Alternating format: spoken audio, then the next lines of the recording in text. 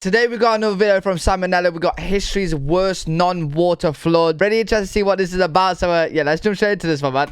Kids, if you've been on Earth for any amount of time, you should know that this place is pretty wet and wild. With water just falling from the sky whenever it feels like it, it's no surprise that floods are among nature's most common means of wrecking humanity's hard work. However, 100%. not every flood has been made out of plain old H2O. Today, we're going to talk about some of the few non-water liquid disasters that mankind has endured. January 15th, 1919 was a particularly warm day for Boston, at around 40 degrees Fahrenheit, well above the freezing temperatures of the past week. Men wore their hats a little less snugly, children huddled about the fire a little less closely, and a metal tank containing 2.3 million gallons of molasses decided to collapse. What now, the, wait, I know what what the you're fuck thinking. is that? Sam, I've never even held a molasses before. I didn't know there was 2.3 million gallons of it in the world. What was that much molasses doing in one place? Well, young grasshopper, as with most things, the answer is alcohol. As the cylinder came tumbling down, it unleashed a delicious brown tsunami that was 25 feet high at its peak. Also, forget everything you know about idioms, because the waves were recorded to have moved as fast as 35 miles per hour.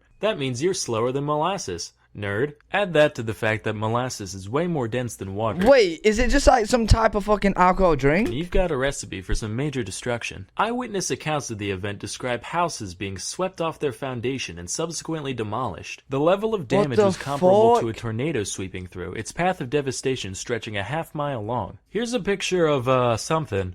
I can't tell what it was supposed to be. All I know is that molasses clearly does not play. Holy shit. That's not all, though. A truck was picked up and chucked into the harbor, a train car got knocked off its tracks, and a bunch of dogs and horses just straight up drowned. Oh, and some people, too. Around 150 were injured and 21 were killed in the disaster. Talk about the sweet release of death, am I right? Ha ha.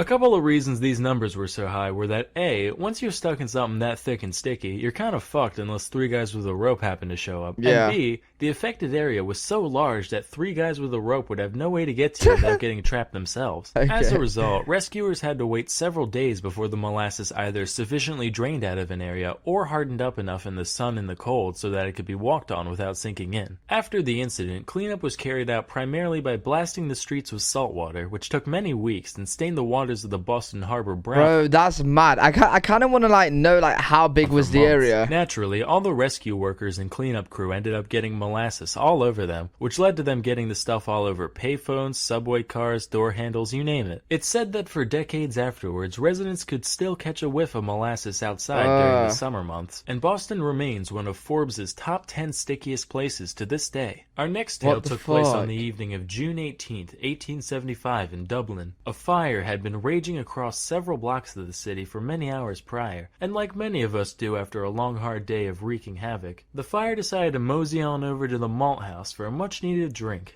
Around 5,000 barrels of whiskey and other social lubricants subsequently burst from the heat, sending a cascade of what is essentially liquid fuel careening out into the street, carrying the inferno on its back. Bro, why is with all this alcohol just flooded up the place, bro? Now, normally you think people would just run away from the impending danger, but being that this is Ireland, the crowds of people had a better idea. They said, hey, fellow upstanding citizens, why don't we band together and, help with the cleanup efforts? So they decided to dispose of the river of beverage running through their neighborhood by hiding it safely away in their stomachs. Some people drank directly from the street, while the classier among them were seen taking off their nasty sweat-filled boots, filling them up, and just gulping away. Bro, keep in mind, while today's version is flavored primarily with cinnamon, this Fireball whiskey contained a special blend of spices including ash, street filth, tiny shards of glass and wood, and whatever else you could imagine. But hey, free drinks are free drinks. In the end, 13 people perished as a result of this incident. Was it from the fire? Nope. Smoke inhalation?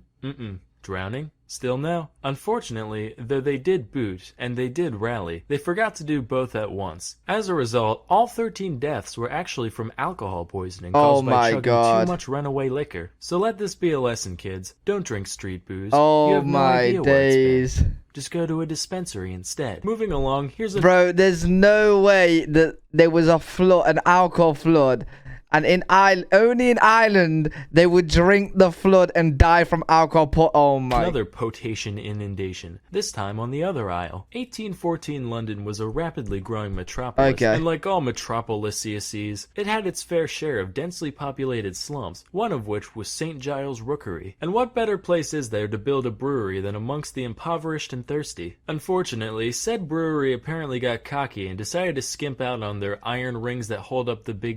I actually want to like know how big is the area of the flooding for these places, because you wouldn't think this much beer is kept here. beer things Like a budget, lot of beer, leading to but one of the not enough vats to flood, completely right? collapsing and knocking over all the others with it. In total, around 323,000 imperial gallons, or 1.5 million liters of beer were Holy unleashed shit. that day. The flood of ale pushed over the wall of the brewery with the same ease that Jared Kushner pushes old ladies down escalators, Wow. gushing out into the streets and totally demolishing multiple homes situated nearby. Good morning, America. What I'm the reporter fuck? Pat Lauer. No relation, don't worry. We're here at the scene of the world's biggest party foul. Ma'am, how does this whole thing make you feel? Ha, don't worry. This isn't the first time alcohol has torn my household apart.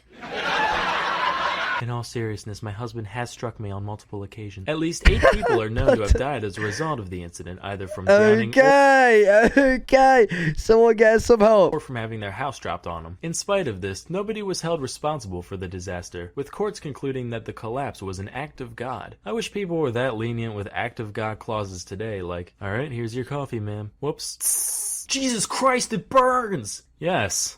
That was Jesus Christ who did that. You motherfucker, my legs are fusing together! Hey, God works in mysterious ways. Maybe we're supposed to be a mermaid. Oh, what about Who knows? dollars now? So, Fuck. I hope the knowledge of these events will serve to empower you in your life going forward. If you find Yeah, pretty much. Don't live next to somewhere that's making alcohol or keeping a lot of one alcohol of in. your friends trapped in molasses, now you'll say, don't worry, I'll save you. In a couple days. If your street is ever flooded with hard liquor, you'll say, oh boy, time to start chugging. In moderation, of course. But why stop there when you can learn a lifetime of practical wisdom with Skillshare.com? Skillshare... Bro, I actually can't believe in Ireland they drank it and died from alcohol poisoning. That's actually fucking crazy. But really good video. Enjoy that one. Hopefully you guys did enjoy it too. If you got any videos you want me to check out, link them down below in the comment section. If you guys enjoyed, leave a like, subscribe, and I'll see you all in the next video.